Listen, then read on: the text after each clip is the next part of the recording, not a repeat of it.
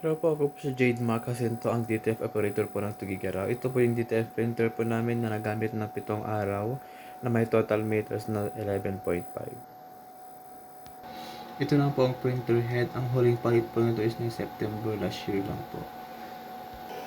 Ito lang po yung copy na may 90% good condition. Head clean.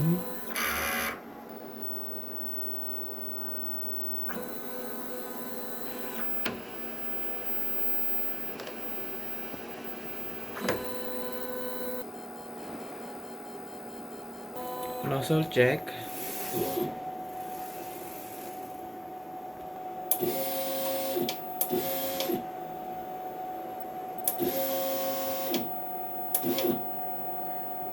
Ito naman yung ink tank area. Yung ink system level is tama lang. Ito naman yung waste tank na nililis kahapon. AVR. And ground wire.